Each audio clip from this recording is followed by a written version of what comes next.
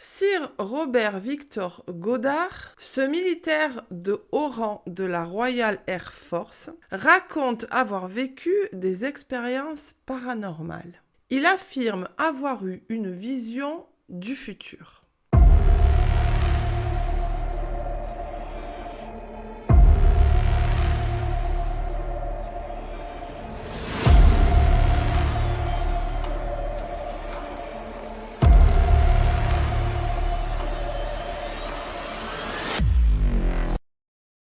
Bonjour à tous et bienvenue sur cette vidéo pour une nouvelle histoire paranormale. Une petite parenthèse pour remercier tous les nouveaux abonnés de la chaîne et pour vous remercier pour vos commentaires encourageants. Merci beaucoup. Nous sommes au sein de la Royal Navy en 1910 et Victor Goddard, après de brillantes études, devient officiellement membre de la prestigieuse armée britannique alors qu'il n'a que 13 ans. Ce qui explique qu'il sert comme aspirant de marine lorsque la Première Guerre mondiale éclate. Mais rapidement, il rejoint la Royal Air Force et c'est dans le ciel qu'il va poursuivre son apprentissage.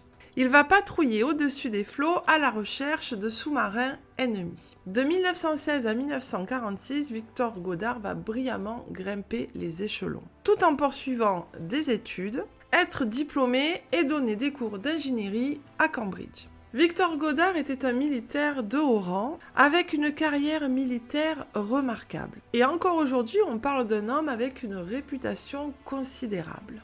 Mais il est connu aussi pour avoir vécu des expériences paranormales lors de sa carrière de pilote d'avion. Nous sommes en 1935 et Victor Goddard vole entre la base d'Andover et d'Édimbourg.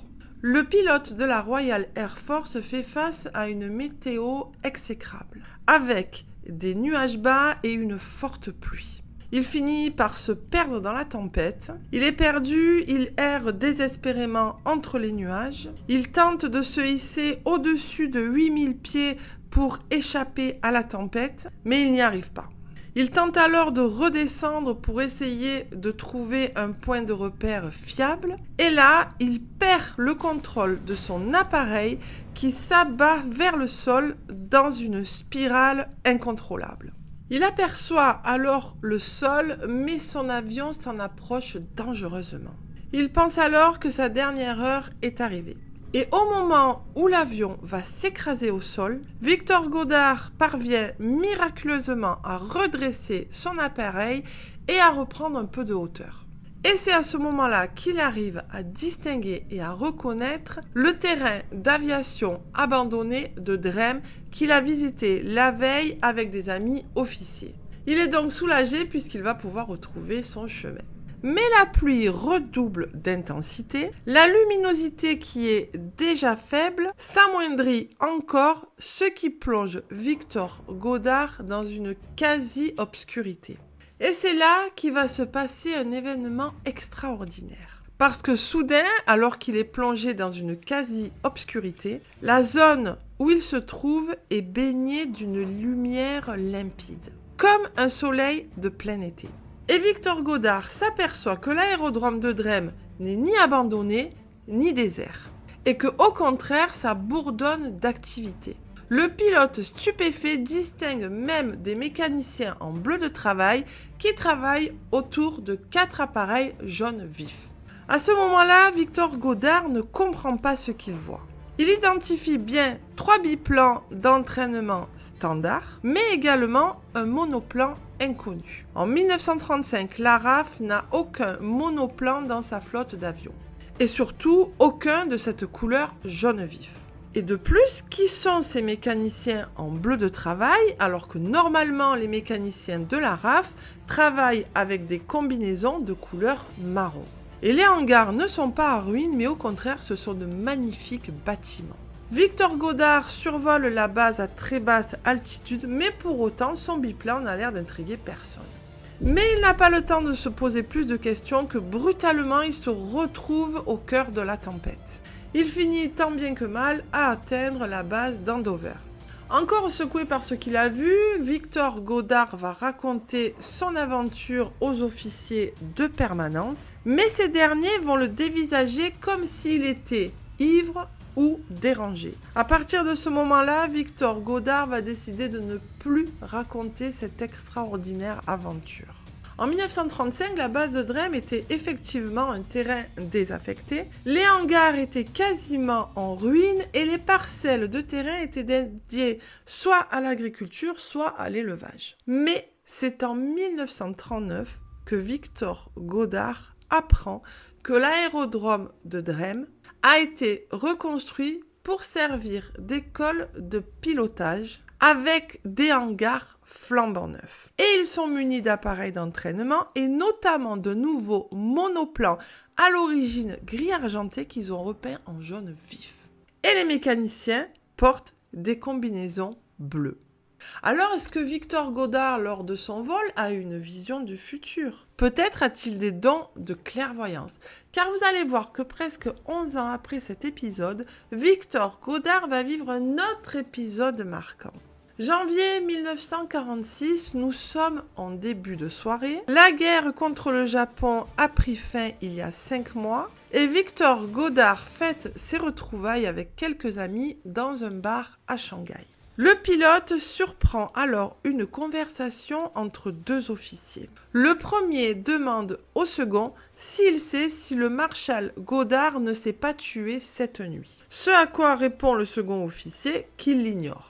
Lorsque Godard entend ces mots, il se retourne et l'officier qui a interrogé son voisin le dévisage. Il est pétrifié. Il attrape alors la main de Godard et il a l'air soulagé. Cet homme, Victor Godard, le connaît bien, il le reconnaît, c'est le capitaine Gerald Gladstone. Il l'interroge alors en lui demandant s'il pensait qu'il devait être mort, et le capitaine va lui expliquer qu'il a fait un rêve incroyable la nuit d'avant. C'était tellement net et réel que lorsqu'il s'est réveillé au matin, il a douté d'avoir rêvé. Il a vraiment eu l'impression d'assister à la mort de Victor Godard. Et il va lui délivrer en détail ce qu'il a vu. Il l'a vu en train de s'écraser sur un rivage rocheux vers la fin du jour. Il était pris dans une vraie tempête de neige et les débris de son avion Dakota s'étaient éparpillés sur tout le rivage. À ce moment-là, Godard ne se sent pas bien parce que justement, le lendemain, il doit partir pour Tokyo sur un Dakota pour la première fois. Il interroge à nouveau le capitaine et il lui demande s'il était seul. Mais le capitaine Gladstone va lui répondre que non. Ils étaient plusieurs, 2 militaires et 3 civils. Godard se sent alors soulagé et il lui dit que ça ne risque pas d'arriver puisqu'il transporte uniquement des militaires. Mais une fois rentré chez lui, Godard reçoit un ordre de dernière minute. À titre exceptionnel, il doit transporter sur son Dakota vers la capitale japonaise 3 civils britanniques. Le consul général en personne, un journaliste et une jeune sténographe. À ce moment-là, Godard a encore en tête les paroles de Gladstone. Et le récit de son rêve se rapproche de plus en plus de la réalité.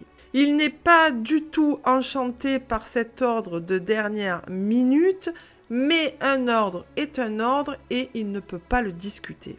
Le lendemain matin, Victor Godard décolle à bord de son Dakota avec ses passagers en direction du Japon.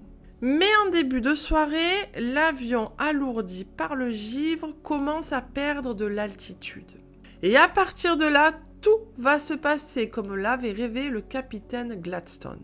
L'avion va être pris dans une tempête de neige. Il va virevolter dans les bourrasques et un coup de vent violent va plaquer l'avion au sol. Godard et ses passagers pensent que leur dernière heure est arrivée. Mais miraculeusement, tous vont sortir indemnes de l'avion. Et lorsque Victor Godard essaie de se repérer pour savoir où ils sont, il s'aperçoit que là où ils sont, c'est le rivage rocheux, exactement comme dans le rêve de Gladstone.